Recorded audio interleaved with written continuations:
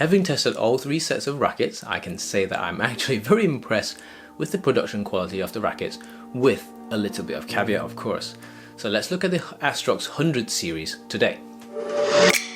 So I hope you guys have seen my short cinematic video of the 100ZZ in its Kurenai red colour scheme. If you haven't, you need to go check it out, then come back to this video. Make sure you have your speakers on, and I'll link it up here and in the description below. So to start this conversation, I can say that Yonex is now going to be adopting a new racket marketing system where they launch a high-end Japanese made model, then producing some more affordable ones which are made in Taiwan, the Tour and the Game series. Obviously, we now see three models that are available in this variant: the Astrox 100, the 88S and the 88D. I'll now be posting the reviews of the Astrox 88S and D Tour and Game models next, so make sure you subscribe to find out. So amazingly, the samples that I received this time around came in both the 3U and 4U weight classes. So this review is coming from my experience of playing with all the 6 rackets in total. So a quick recap: the Astrox 100ZZ is again still very quick as usual, with plenty of easy big power, and obviously the sweet spot is certainly slightly smaller compared to a traditional normal racket, but this doesn't affect its playability or handling. The racket shaft is still very stiff, but certainly very pliable, so very nice to play with overall. So obviously I'm referring this to the 4U weight class of the Astrox 100ZZ. Having never played with the 3U weight class of the 100ZZ before, I certainly felt that this was way too heavy for me overall, although I was coming from the Arc Saber 10, which is in 3U weight as well. So the 3U Astrox 100ZZ was just a much bigger beast compared to the 4U version. Essentially everything is souped up: the weight, the more solid feel, and the oomph behind it, as well as the energy required to play well with it too. So it was certainly too much for me, as I wasn't able to generate enough racket head speed, especially in the short, sharp shots, to do this amazing racket justice. So in the tricky situation where I had to dig out very late, I wasn't able to play very well with this racket. A 4U is certainly the preferred one for me.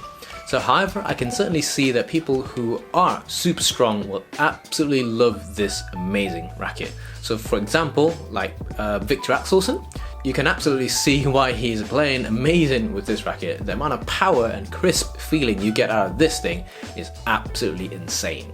So anyways, enough about the 100ZZ, let's look at the Tour and Game rackets. So we'll start with the Astrox 100 Tour, and as mentioned before, this is a made in Taiwan racket, and you can see it has Nanomesh Neo printed on the side of it. The shaft is what Yonex call a Rexus shaft, and is slightly thicker than the ZZ at 6.7mm, and they also contain the innovative NAM material as well. So for me, the 4U model played really well. A touch slower compared to the ZZ, but plays well. So it felt decently head heavy and has no problem generating a lot of power with good timing. I thought the shaft of the racket was still pretty stiff, but pliable, and so a pretty good copy of the ZZ. The swing of the racket felt very smooth, and overall very nice racket to play with. If we move on to the 3U version of the 100 Tour, it feels quite similar to how the 4U version plays. Simply put, it was heavier, more solid, slightly stiffer compared to the 4U version. It actually really reminded me of the Astrox 100ZX, if I'm honest. I believe they might have had identical design philosophy, and I wouldn't be surprised if it was made exactly the same as the ZX model, but printed differently. Again, stronger players will really like this 3U version. Now let's look at the 100 Game model rackets, and this time there's no Rexus or NAM material in the racket shaft or the racket frame itself. It's replaced by Nanomesh in both the frame and shaft, and the shaft thickness is now 7.2mm, thickest of all three. So besides this, it also has the biggest frame of all, so I measured it coming in at 24cm by 18.7cm. So funnily enough, it has the thinnest frame at only 9.8mm compared to 10.5 and 10.6mm for the ZZ and the Tour. I guess Yonex is trying to speed this racket up after having a slightly bigger frame. Here's a list of specs I've measured off of the rackets for you to compare against each other. So in terms of playability, I thought the 100 Game racket has a slightly lighter head compared to the Tour. They're also just a touch less stiff compared to the Tour models as well. So out of all three, I thought they were the easiest one to play with, but that obviously means it has the least power and stiffness out of the three.